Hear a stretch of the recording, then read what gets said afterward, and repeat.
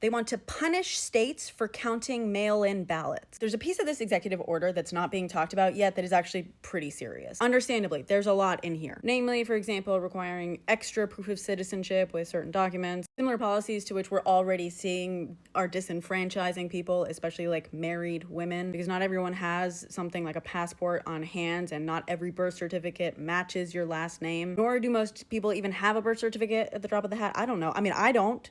I dare you to try to disenfranchise me. I will make your life hell. Also, of course, the fact that it's trying to give Doge access to all available voter registration data. Are you not freaked out yet? But let's talk about the piece that's really huge and not being talked about. Because here's the thing, citizenship requirements and stuff are easy to sell. That's why they start with them. You already have to be a US citizen to register to vote in federal elections. Despite their claims to the contrary for at least a decade, there is no issue with widespread non-citizen registration. That's why they have yet to provide any proof of it. The requirements they're creating to prove citizenship are designed to disenfranchise more people, but they use it as an easy shield because you actually have to have a nuanced conversation about it. It's marketing and window dressing. But let's talk about the mail-in ballots part, which is, by the way, mostly contained within the second half of the rambling executive order. Basically, it's trying to set a requirement that only ballots received before election day be counted. The rules around this vary a little bit by state. Some states provide a grace period after election day to receive mail-in ballots if they were mailed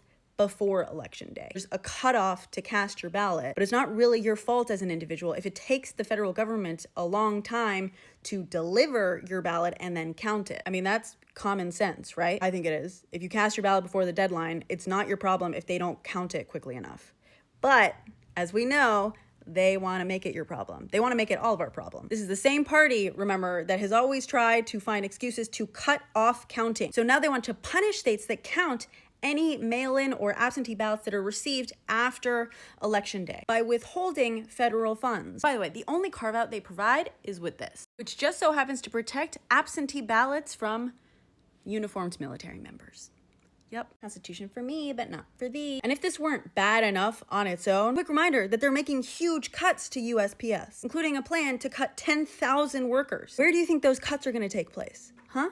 I mean, isn't this an awful coincidence? They want to take away your right as a citizen to have your vote counted if USPS is too slow, while also making USPS slower? You know, I'm starting to wonder if he really is as popular as y'all claim. Why are you making it so hard to count his popularity? No popular president has to limit access to voting this much.